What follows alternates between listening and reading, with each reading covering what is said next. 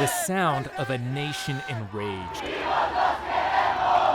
Anger in a country where the human price of raging drug violence, corruption, and impunity has become too much to bear. Protests, strikes, riots, and government buildings firebombed. Fury at the politicians who promise a safer Mexico. These are the faces that have inspired outrage. The faces of 43 missing students attacked by corrupt cops and cartel gunmen. Their disappearance, a potent reminder that Mexico's drug war has not abated. Far from the screams of anger, scenes of sadness. Magdalena Olivares, a mother of one of the missing students, can't make sense of her son's sudden disappearance. A veces me pongo a pensar cómo cambia de un momento, de un día para otro cambia la vida. Después de una vida tan tranquila pasa uno a una vida de desesperación y estar pensando y no es lo mismo. This is where 20-year-old Antonio studied, slept, and dreamed of a better life as a teacher. As she cares for the youngest of her 4 boys, she can't stop thinking where her oldest might be. She has yet to tell his brothers Antonio is missing. Life is on hold for all those at the Ayotzinapa Normal School. Classes are canceled. Camped out at the school, the families of the missing are in limbo. They spend their days waiting for news. Images of the 43 are everywhere. Parents and students try to focus on the lucha, or the fight for answers. Organizers tell them what action will be taken and where they will demonstrate next. Among them are survivors of the attack, like Ernesto Guerrero. He's only been a student here for 3 months and is still trying to come to terms with what happened. Pues recordar esa imagen de ver a tu compañero caído, de ver a tu compañero que cayó, que no se mueve. Ver la sangre me daban ganas de salir y enfrentarme a los policías. ¿Pero con qué? Ellos tenían armas largas, yo ya no tenía ni piedras. At this teacher's college, they follow a leftist tradition, steeped in activism and a reverence for revolution. The night they disappeared, they had taken over buses and were asking for donations to travel to Mexico City to a march honoring Mexico's worst massacre, that of an estimated hundreds of students. The Normalistas, as they're known, are famous for direct confrontation. They've long been a thorn in the side of authority. But on that Friday night, their action was met with unexpected force. Police and masked gunmen opened fire on the buses. 6 people were killed, many of the students fled, and the 43 were forced into police vehicles. According to the Attorney General, they were handed over to Guerreros Unidos, a drug cartel that dominates much of the state. This is Iguala, the town where the tragedy happened. It looks like a normal city and is known by Mexicans as the birthplace of the country's flag. Now, it's known for something else. For those who live here, it is a place wrought with danger. When you spend time in Iguala, as we have this past month, you realize people are afraid. They don't want to talk, and they don't know who to trust. And when they do speak out, they say they could be targeted. They say no one is immune from the threat of kidnapping. Most of those taken never return. The Guerreros Unidos allegedly run Iguala through brutal violence, and they were allegedly in league with the local mayor and his wife. Investigators say Jose Luis Abarca, the mayor seen here, was a leading figure in the cartel and ordered the attack on the Normalistas. Finally under arrest, he's joined dozens of police and gang members in custody. He's become a national symbol of corrupt Mexican politics. His office has been burned, but people say he's just one example of a system rotten to the core, where not only are the politicians turning a blind eye to crime, they've become the criminals themselves. In a town struggling to come to terms with its now open secrets, the people just want to purge the evil from Iguala.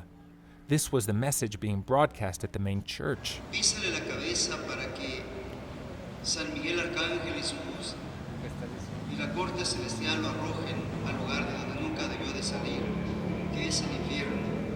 At the mass held by local priest Francisco Tejeda, the aisles are full. Nosotros nos enterábamos sobre todo porque algunas personas nos pedían oraciones por alguien que fue secuestrado o pues teníamos que celebrar la misa por el difunto que había sido asesinado. Entonces, de esa manera nos enterábamos de qué estaba pasando, pero nunca nos imaginamos qué tan grave era la situación. Unearthing the truth. That's what this case has become about. With no faith in their leaders or in the investigation into the missing, parents and vigilantes search too. Officially, the government has found 11 mass graves with 38 bodies. The volunteers say they have found many more and won't stop until the full number of igualas disappeared is known. Para presionar al gobierno, darle a conocer a la opinión pública, a la sociedad, de las cosas que está dejando de hacer. Algo que tenía que hacer lo está haciendo la población, la gente civil.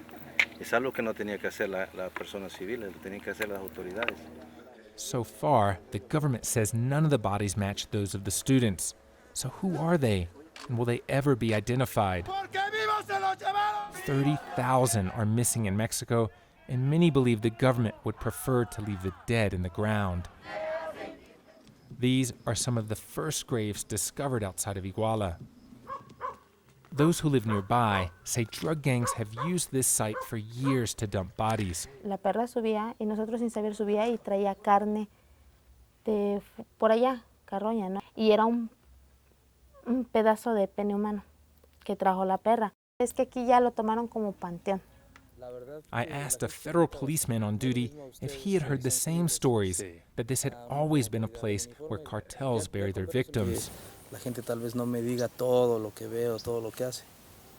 Me pongo del lado de la gente y digo, no, pues es lógico que la gente se reserve. Now, police won't let us go any further beyond this point, but some of the graves found here outside of Iguala are about 2 kilometers up this road, and locals tell us that at any time of day or night for years, they would see cars go up the hill quite full, but when they came down, they were pretty much empty. This man has lived here for nearly 3 decades. He sleeps on a dirt floor. He'd rather be poor than join the gangs. A mí me ofrecieron 30,000 pesos para que yo fuera, ¿no?, a levantar. Yo les dije que no, yo no te conozco, ya estoy viejo, les digo. Para 10, 12 años que voy a vivir, déjame vivir mejor. Many with few prospects do take the offer, but he couldn't be one of them. 3 of his nephews have been missing for years. He often writes poetry to deal with the pain of living amidst so much death. His latest poems are to honor the 43 missing students. Elevo mis ojos al cielo y pido clemencia a Dios,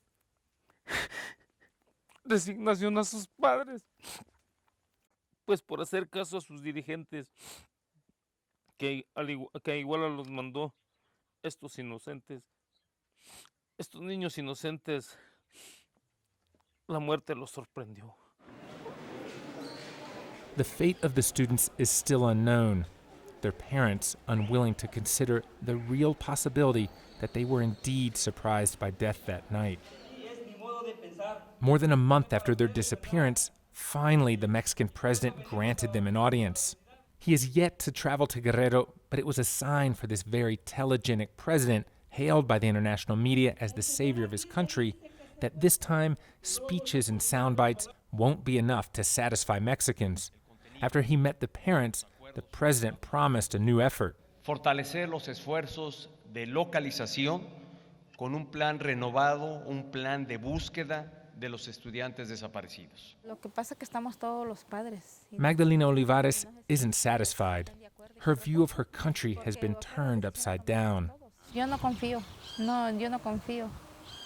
Esperemos que, como le digo, la confianza se gana. Esperemos que él se lo sepa ganar y que de verdad cumpla y que ya esté diseñando qué es lo que va a hacer y hasta no ver, no creer. Por lo pronto no confío. In Mexico, clarity sometimes never comes. Just what happened that night in Iguala is still unclear. It may always be, despite nearly daily protests on the streets. For now, the only decision Magdalena can make is when she should tell her other children their brother may never come home. Adam Rainey, Al Jazeera in Ayotzinapa, Mexico.